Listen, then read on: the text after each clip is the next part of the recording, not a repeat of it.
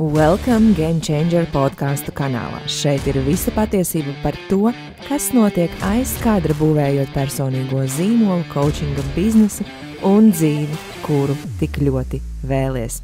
Es esmu Diana Kudrāšava, mindset coach, un pēc vairāku gadu kāpumiem un kritumiem pakalpojumu biznesa veidošanā es vēlos dalīties ar domāšanas un biznesa stratēģijām, kas tev palīdzēs atšķirties no citiem tirgus spēlētājiem, kļūt par savas nozares līderi un veidot to dzīvi un biznesu, kuru tu patiesi vēlies. Ļoti tieši, ļoti atklāti par to, ko citi neuzdrīkstas pat padomāt. Izbaudi šodienas epizodi, klausies līdz galam un saņem dāvanu. Šajā podkāstā padalīšos ar to, kā aktivizēt savu autentisko enerģiju, attīstīt intuīciju un saņemt unikālas idejas.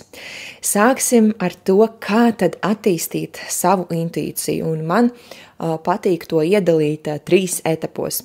Pirmajā etapā tu vienmēr saņem informāciju no visuma, plūsmas, lauka, sauc to kā gribi. Absolūti vienalga, tu saņem informāciju, un tas ir fakts.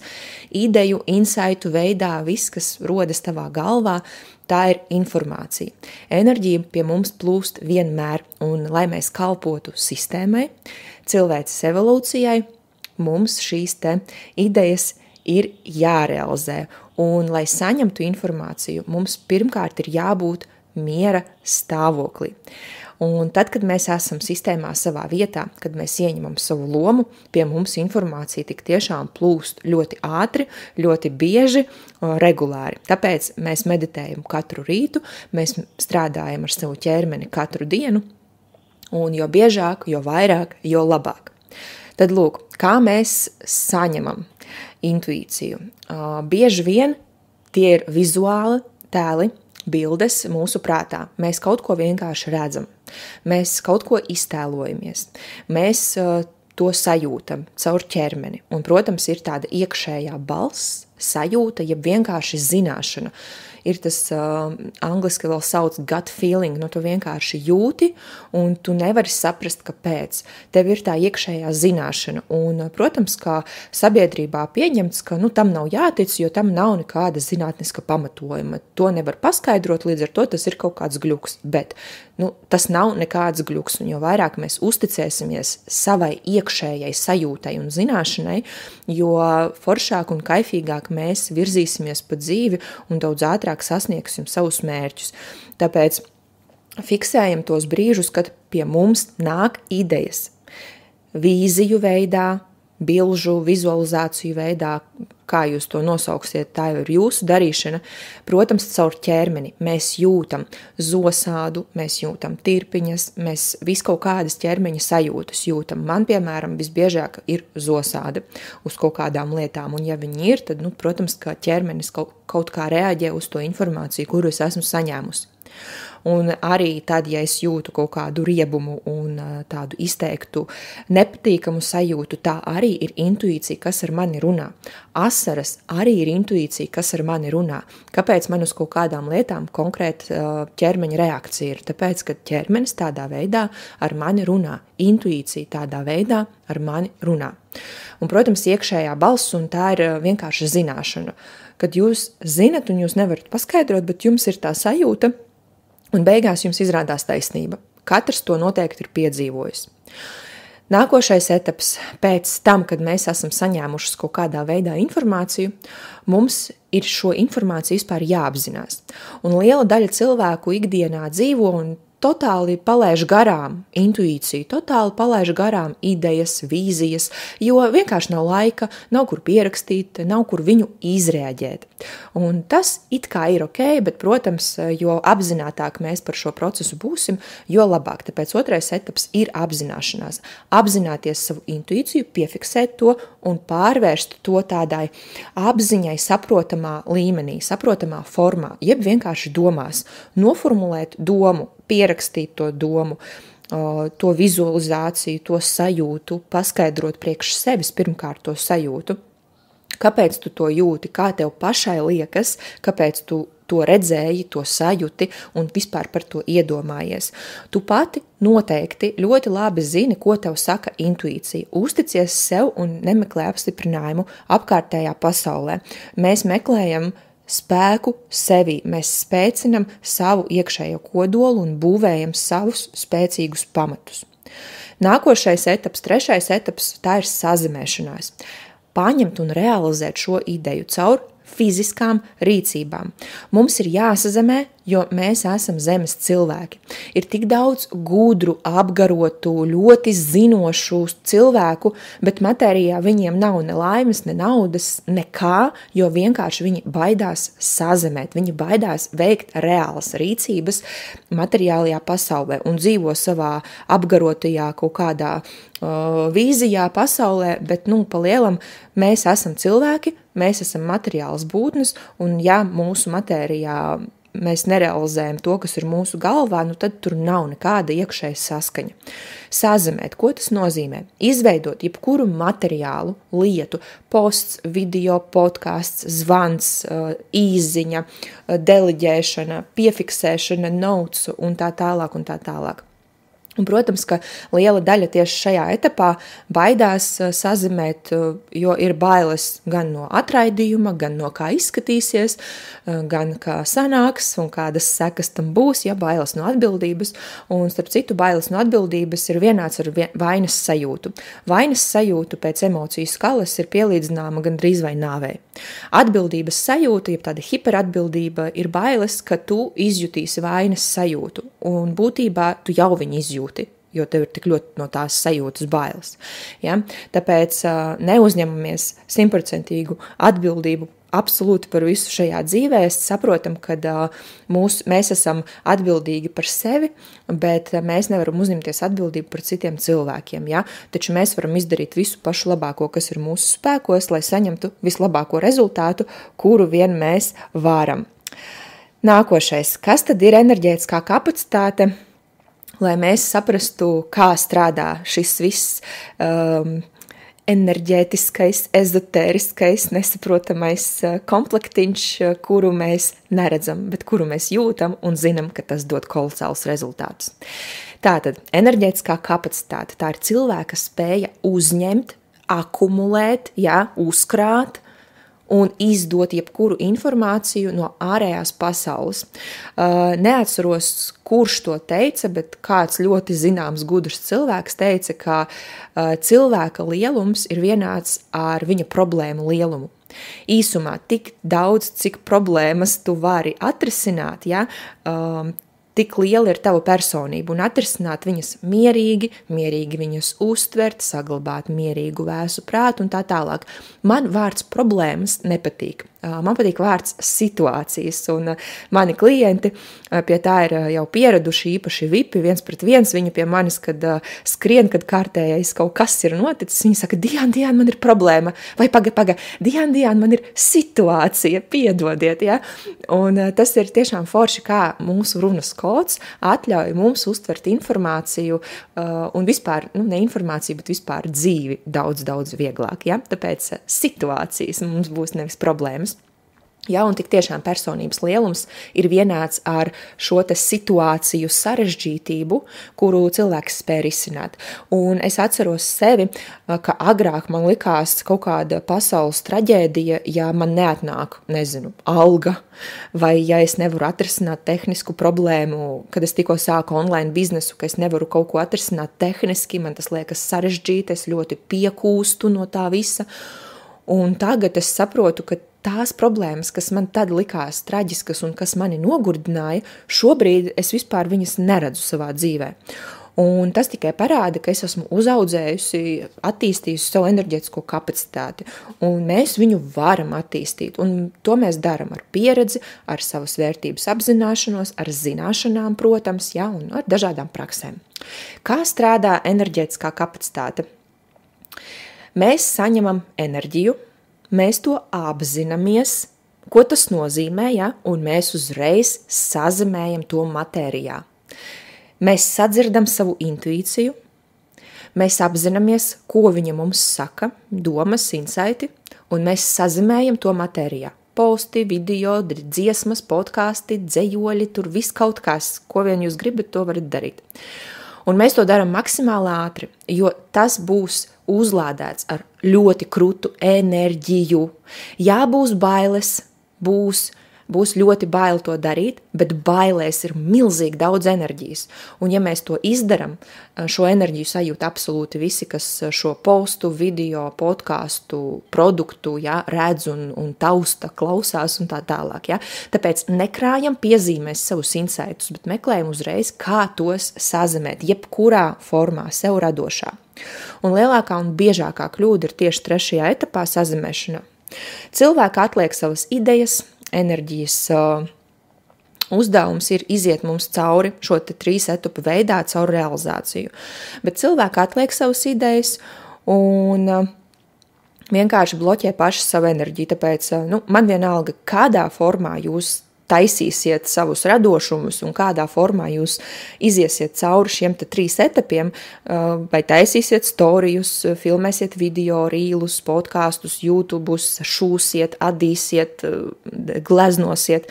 Galvenais darīt uzreiz, nevis pēc šī projekta. Sazemēt enerģiju caur savu radošumu uzreiz, un šī kursa viens no noteikumiem, svarīgākajiem noteikumiem ir labāk neperfekti, bet izdarīts, nekā perfekti pārdomāts jūsu galvā, bet neizdarīts.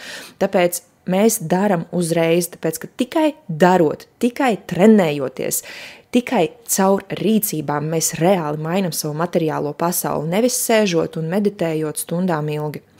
Radošums tas nāk no tavām domām un sajūtām. Tāpēc uzticies savām iekšējām sajūtām. Radošums nevar tikt ielikts nekādos rāmjos, kā pareizi, kā nepareizi. Tieši tāpēc to sauc par radošumu. To ideju, kas atnāca tagad, jūs nekad nespēsiet atkārtot tieši tā, kā tagad. Tāpēc moments šeit un tagad ir ļoti, ļoti svarīgs. Pie jums nekad neienāks tā ideja, kurai jūs neesat gatavi. Tāpēc virzamies pēc noteikuma, ka ja ideja ir ienākusi manā prātā, tas nozīmē, ka viņa ir priekš manis un es varu to realizēt. Man ir tikai jāatrod veids, man ir jāpārvar kaut kādas bailes, kaut kas ir jāizdara, bet es varu to izdarīt, jo savādāk šī ideja nemaz nebūtu pie manis nonākusi. Un vadamies pēc sistēmas likumiem. Sistēma ir ļoti gudra. Tas nozīmē, ka caur šo ideju tu pildīsi sistēmas funkciju, kalpos cilvēces evolūcijai. Tas ir fakts, caur savu radošumu. Ja palīdzēs vienam cilvēkam, tā jau būs krūta uzvara, bet 100% tu palīdzēsi daudz vairāk cilvēkiem. Un realizējot savu ideju, tu vienkārši pildi savu galveno funkciju sistēmā. Līdz ar to tu saņem visus vajadzīgos resursus – veselību, naudu, mīlestību. Ja? Tu saņem enerģiju, tāpēc, ka nerealizēta ideja ir bloķēta enerģija. Un tieši tāpēc man patīk vadīt bloku, man patīk strādāt ar savu personību, strādāt pie atpazīstamības, patīk audzēt to cilvēku skaitu, kuram es varu palīdzēt, nevis tāpēc, ka tas ir tā kā kruti, būt ar lielu sekotāju skaitu, būt atpazīstamai, bet tāpēc, ka es tādā veidā varu ietekmēt lielāku cilvēku masu, lai pildītu savu misiju, un lai saņemtu vēl vairāk naudas, vēl vairāk mīlestības, atzinības, veselības, enerģijas un tā tālāk. Es strikti vados pēc sistēmas likumiem jau vairāk kā gadu un esmu super laimīga un es redzu, kā šie rezultāti strādā manā dzīvē. Tāpēc es to nododu visu jums šajā projektā it īpaši. Un, ja tu šodien bloķē enerģiju un nesazemē dēļ bailēm, kaut kāda slinkuma, kaut kādiem saviem iekšējiem tarakāniem, rītdien būtu jānāk jaunai idejai, jaunai enerģijai, bet ķermenis un prāts jau ir bloķēts un ir apātija, un ja tu katru dienu sevi bloķē, tad sākas veselības problēmas, kā jau teicu, sistēma ir gudra, viņi iznīcina tos, kas nekalpo sistēmai. Depresija, apātija, problēmas attiecībās, naudā un tā tālāk un tā tālāk. Tāpēc man, piemēram, ir izdevīgi realizēt savu ideju, nevis nerealizēt. Un es uz to skatos tā. Man ir 2 varianti. Man ir variants A – ieslīgt depresijā, apātijā un vienkārši enerģētiski atsprāgt, un variants B Vienalga, ko citi domā, realizēt ideju, saņemt veselību, enerģiju, bagātību un vispār beigās kaifot no dzīves. Drusciņ bailīti jāpārvar. Vot tā. Un tad, kad mēs šo te saprotam, pazūd tāda iekšējā vērtējuma sajūta un domas, vai tas ir labs, vai tas kādam patiks, vai nepatiks un tā tālāk, mēs vienkārši sākam fokusēties uz sevi un saprotam, ka nē, es izdarīšu visu pašu labāko, lai realizētu šo ideju, jo, es negribu tajā stāvoklī, es negribu sēdēt bez naudas, es negribu būt nesmuka, nevesela un tā tālāk. Kā atvērt intuīciju? Liels tāds jautājums, un šeit gribas atgādināt tādas ļoti parastas lietas, par kurām mēs aizmirstam un kuras mēs noniecinam tieši tāpēc, ka viņas ir super vienkāršas. Un pirmais ir atbrīvot telpu. Ja tu gribi radīt ideālu produktu, biznesu, attiecības, da jebko, atbrīvot tam pirmkārt vietu savā dzīvē. Sabiedrība rada iespaidu, ka mums ir jābūt visu laiku aizņemtiem. Multitaskings ir it kā super kruta lieta, un sieviete, kas dara visu un tik daudz un uzreiz un visu paspēja, bet beigās vienkārši ir nogurusi, izdegusi ar maisiņiem zem acīm, bālu seju un jau tādu vai nu uzrasnējusi vai notievējusi. Tas nekas, bet viņa taču visu var paspēt, viņa ir super sieviete. Tā nav. Tā nav taisnība, tā ir kaut kāds sabiedrības iespējas, kas ir radies kaut kādā laika posmā, kad tas bija stilīgi.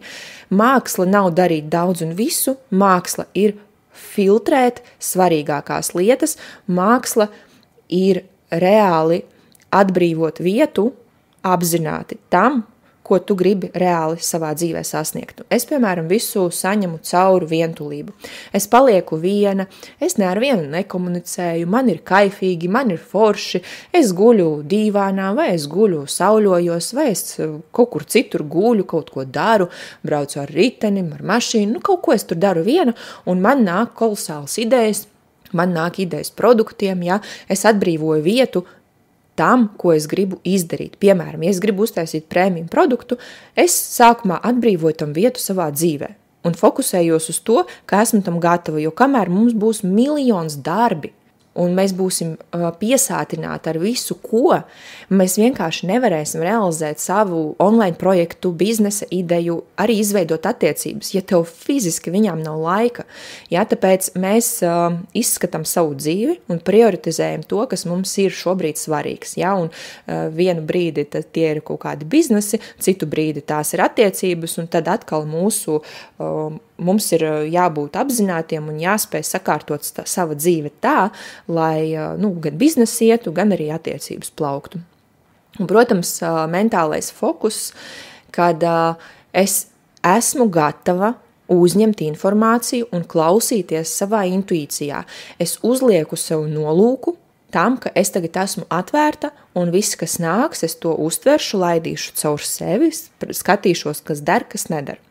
Un tad es vienkārši atslāpstu, tiešām eju paguļu, eju pabraucu ar riteni un veicu kaut kādas tādas monotonas darbības, lai reāli idejas nāktu, jo idejas, ģeniālas idejas dzimst nevis tad, kad mēs par tām domājam, tā ģeniālā ideja, davai nāc, davai, es tevi gaidu. Nē, ģeniālās idejas nāk reāli tad, kad mēs neesam fokusēti, tad, kad mēs veicam tādas ļoti primitīvas darbības. 100% katra no jums ir izjutusi, ka mazgājot traukus, esot dušā, pie stūres, skrienot, peldot, braucot ar moci, ar riteni vai neko nedarot. Staigājot dabā, pat meditējot, nāk krūtas idejas un tad liekas, ak Dievs, kad tik viņas atcerēties, piefiksēt, ja? Un rekur šajos stāvokļos tik tiešām nāk, tāpēc, kad mēs atslēdzam savu prātu, es jums iedošu arī vienu krūtu tehniku, kura reāli atslēdz prātu, lai mums šīta plūsma atvērtos. Tā ir ļoti kruta tehnika, ļoti vienkārši, ja darīsiet, tiešām būs rezultāti. Tā, kā strādā enerģija? Tas ir pamats absolūti visam. Enerģija ir visur aiz mūsu darbībām, biznesiem, attiecībām. Un, principā, cilvēki visā pasaulē vēlas enerģiju. Viņi pērk enerģiju. Visi grib saglabāt šo te enerģiju, jaudu, ka viņi varēs daudz izdarīt visu laiku. cilvēki pērk lietas, lai iegūtu enerģiju, pakalpojumus, lai iegūtu enerģiju, ceļojumus, lai iegūtu enerģiju, lai iegūtu sajūtu, ja? Lieto pat dažādas vielas, narkotikas, alkoholu un tā tālāk, lai sajustu kaut kādu enerģiju kaut vai uz brīdi. Un patiesībā katrs cilvēks ar katru savu darbību meklē enerģiju. Un kāpēc liekas, ka enerģijas nav? Kāpēc viņa kaut kur aiziet? Pēc noklusējuma mums katram, absolūti katram cilvēkam ir ļoti daudz enerģijas. Mēs paši izvēlamies to bloķēt, nevis paplašināt. Piemēram, mēs krājam naudu, lai pēc tam nestrādātu, jo baidamies, ka mums vairs nebūs enerģijas. Mēs izvēlamies ēst sūdīgu ēdienu, lietot alkoholu, kaut kādas vielas, neiet gulēt laicīgi un vienkārši tāpēc, kad mums tā gribās, mēs neesam apzināti un beigās brīnamies, kāpēc mums nav enerģijas. Un enerģijas mums nav, tāpēc, kad mēs katru dienu veicam konkrētas izvēles, lai mums viņas nebūtu. Tāpēc mūsu uzdevums ir veikt turpmāk apzinātas izvēles par labu mūsu enerģijai, lai mums tā enerģija būtu, un mums ir jāiemācās paplašināt savu enerģētisko kapacitāti un tīrīt šos te blokus, kas šo enerģiju bloķē, lai vienmēr būtu augstā enerģijas līmenī, kurā mēs varam realizēt savas vēlmes, kurā mēs reāli esam super pievilcīgas citiem cilvēkiem, mēs dzīvojam, kaifojam un tik tiešām baudam savu dzīvi. Te būs tāds diagnosticējošs uzdevums, kas man pašai tiešām ļoti patīk, es pie viņu bieži atgriežos, lai paskatītos, kā tad pārbaudīt, vai mana enerģijas kapacitāte šobrīd ir ok. Un tie ir vienkārši, super vienkārši jautājumi, un ja godīgi uz viņiem atbildēsi, redzēsi, kas notiek. Vai manī ir pietiekoši enerģijas? Vai man ir pietiekoši laika? Vai mana intuīcija šobrīd strādā? Vai es ikdienā daru to, kas man patīk? Vai es daru lietas, kuras man saka intuīcija, vai es klausu savu intuīciju? Un kad mēs atbildam uz šiem jautājumiem, mēs saprotam, kur ir mans bloks, kur ir bloks, ar ko strādāt, un, protams, mēs uzreiz ejam to labot, un tā ir mūsu atbildība. Pirmajā etapā, ja mēs saprotam, ka mums nav enerģija, protams, mēs atrodam, kas mums atņem šo enerģiju, un izņemam no savas ikdienas šo te lietu, kas mums drenē ārā enerģiju, atrisinam. Ja tas ir uzturs, izslēdzam uzturu, kas atņem enerģiju. Ja tā ir kaut kāda draudzība, kaut kāda komunikācija, izslēdzam šo draudzību un komunikāciju no savas ikdienas. Tad nākošajā līmenī, ja mēs saprotam, ka mums nav kaut kam laika, ka mums kaut kas pietrūks, tad mēs vienkārši pārskatām savu laika menedžmentu un vienkārši izņemam tos sūdus ārā, uz ko patiesībā mēs varētu netērēt savu enerģiju, ko mēs varētu deleģēt un tā tālāk un tā tālāk. Diezgan brutāli vienkārši izšķirojam visu savu dzīvi. Ja? Nākošajā posmā, ja, piemēram, intuīcija nestrādā, ja tu neesi kontaktā ar viņu, nevar viņu saklausīt, tad, protams, mēs meditējam, mēs attīstam savu intuīciju, darbā ar dažādām praksēm, ķermeni un tā tālāk. Ja uz nākošo jautājumu, vai es ikdienā daru to, kas man patīk, ja tu nedari to, kas tev patīk, loģiski padomā, kas tev patīk, ko tu gribētu darīt, un sāc darīt to, un pārstāj darīt to, kas tev nepatīk. Tieši tik vienkārši, ja. Un nākošais punkts, vai es daru lietas, kuras man saka intuīcija. Ja tu nevari viņu sadzirdēt, tad diez vai tu viņas dari, bet ja tu kaut ko tur sadzirdi, ja tu ģenerē idejas, ja tev idejas nāk, tad tavs uzdevums ir vienkārši beidzot sākt viņas realizēt. Un tas arī viss.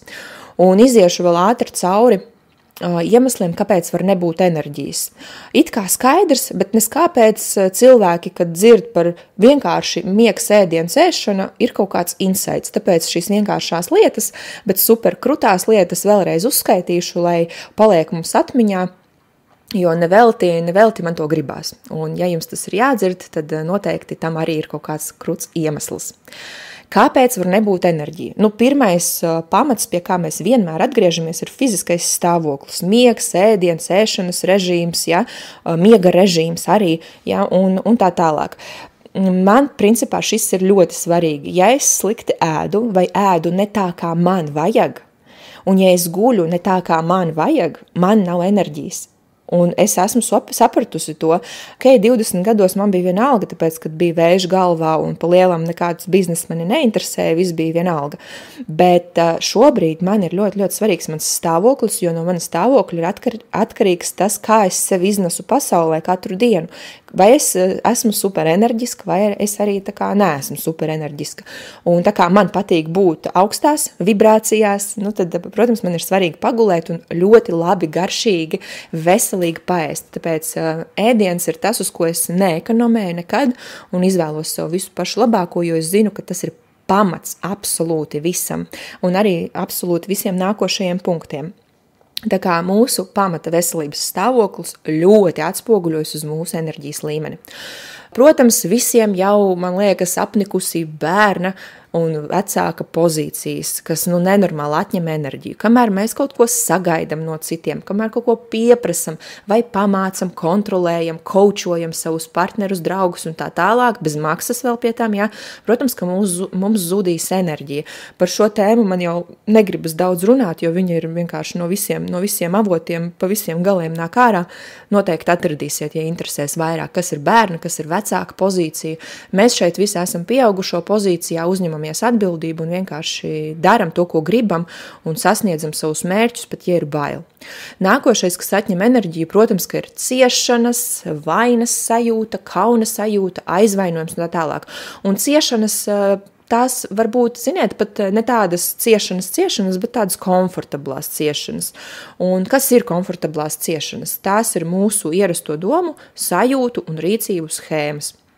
No schēmu terapijas, ja mēs skatāmies, tad kopumā ir 54 schēmas, kurās mēs varam sevi atpazīt. Un šis ir foršs instruments vienkārši, lai trenētu apzinātību un saprastu, ka šī te domu un sajūtu schēma man sagādā ciešanas.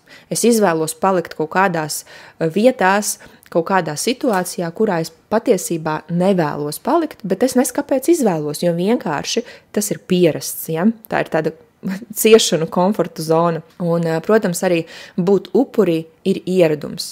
Viss, kas notiek ar mums, ir priekš mums, un pat ja mēs šobrīd atpazīstam sevi upuru pozīcijā un tā tālāk, tad arī tās ir priekš mums, un zināšanas ir domātas tieši tam, lai saprastu, kur jūs šobrīd esat, un nevis vainotu sevi par to, ka jūs esat tāda neizglītota, stulba un iespējams kaut kādā ģimenē dzimusi un tā tālāk, bet saprastu, ok, jā, tas šobrīd ir tā, kā es to varu mainīt.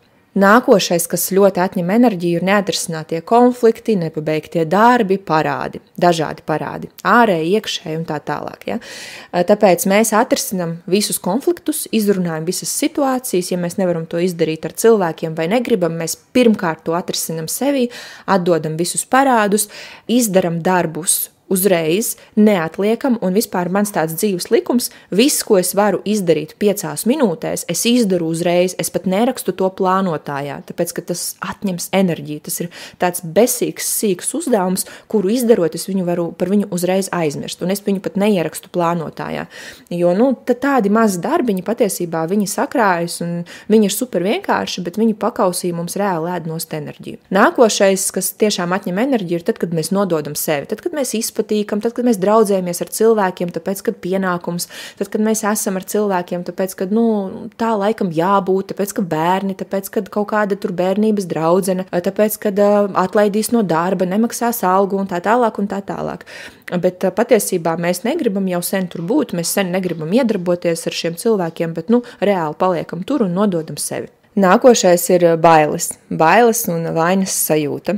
Arī drenē ārā ļoti daudz enerģijas, un bailes ir vēlme kontrolēt nākotni, un vainas sajūta ir vēlme izmainīt pagātni. Un ne tas, neviens ne otrs absolūti nav iespējams. Nākošais ir FOMO, sajūta, ka palaid garām kaut kādas iespējas. Tas arī ļoti atņem enerģiju, un pirmkārt to ir ļoti vērtīgi atpazīt un saprast, ka es vienmēr esmu vislabākajā vietā priekš sevis. Es tagad dzīvoju tieši tur, kur man vajag dzīvot, es tagad esmu tur, kur man vajag būt un tā tālāk un tā tālāk. Un tas ir par momentu šeit un tagad. par būšanu šeit un tagad un spēju atgriezt sevi momentā, jo tikai šeit un tagad ir patiesā dzīve, laime un prieks. Daudz domu mūsu galvā, arī drenē ārā enerģiju un, protams, ideju nerealizācija, ko jau es jums pastāstīju. Tā kā ar to es arī pabeigšu šo burvīgo foršo podcastu, kurš ir supervērtīgs un iesaku pie viņa atgriezties visa projekta laikā. Paldies, ka noklausījos šo epizodi. Ja šis podcasts rezonēja, lūdzu, spied laiku, raksti komentārā savus insights un noteikti dalies šajā ar tiem, kas arī vēlas zināt, kā uzbūvēt spēcīgu personīgo zīmolu, pakalpojumu biznesu un vienkārši forši dzīvot. Es vēlos tev dāvināt bezmaksas lekciju Mindsets un enerģija aiz tava biznesa. Droši meklē linku aprakstā un reģistrējies, lai to saņemtu. Paldies un tiekamies nākošajā epizodē.